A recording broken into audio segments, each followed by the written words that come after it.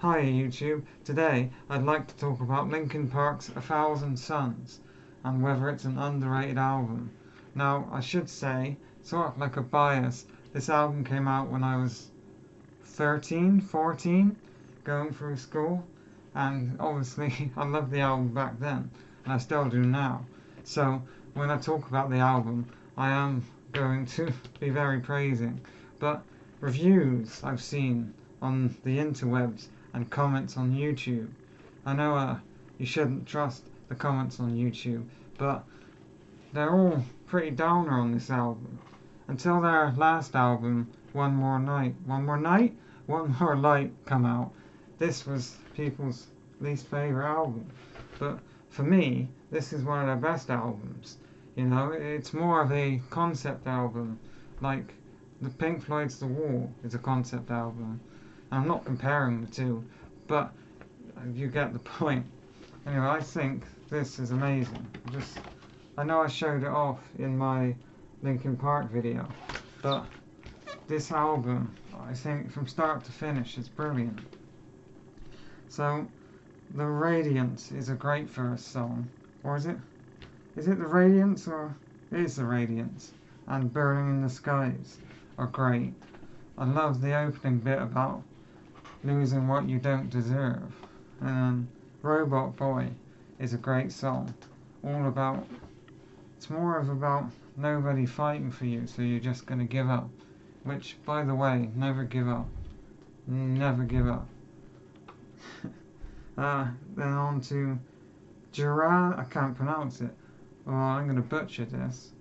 Jornada del Muerto, which I googled what it meant, and I swear it said the land of the dead, or something like that. Waiting for the End, one of the best Linkin Park songs altogether, but definitely one of the best songs on this album.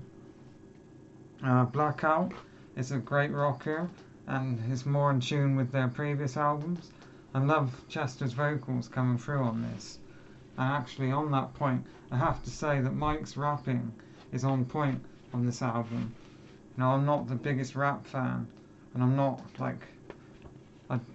really versed on what rap is good and what rap is terrible, but his rapping is really good on this album.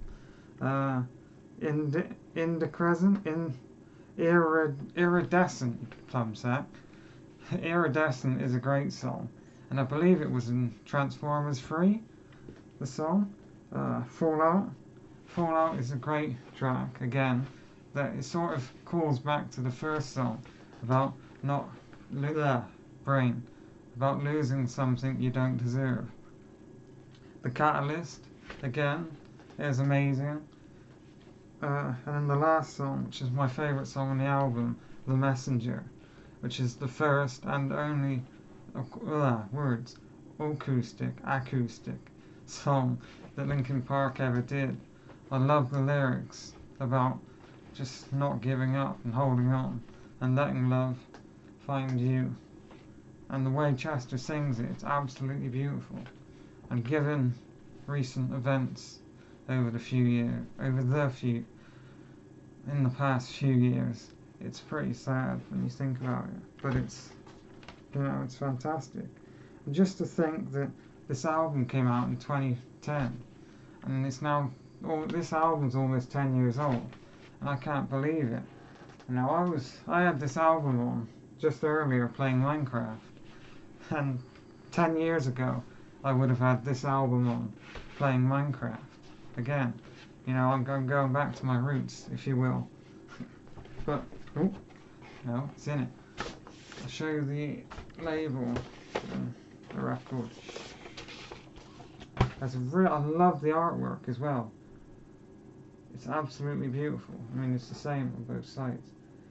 But that's another thing with Linkin Park. Their albums are great. I mean, on vinyl, because they're not an afterthought. Some bands, some more modern bands that release albums, the vinyl records are always an afterthought. So it's just like the most basic sleeve with the album cover on it, and that's all you really get. But with Linkin Park, You get these nice gatefolds with the nice artwork, and sometimes you get extra posters or something, which you do on this one actually. You get a nice, I forgot, you get a nice tiger artwork, and then the lyrics on the back. Oh, and there's a woman. I've only just noticed that. But point being is Linkin Park actually put effort into their vinyl releases, and that really, really just, well, it makes me happy because I love that vinyl's making a comeback, and I think that buying vinyls is better than streaming on the phone, which I'm getting distracted, but streaming on the phone can only, it's great, it's convenient, but the artist loses money compared to buying their albums on vinyl or on CD. I'd like to know what you think about this album, or whether you think that this is an underrated Linkin Park album. Thanks for watching, and I'll see you again soon.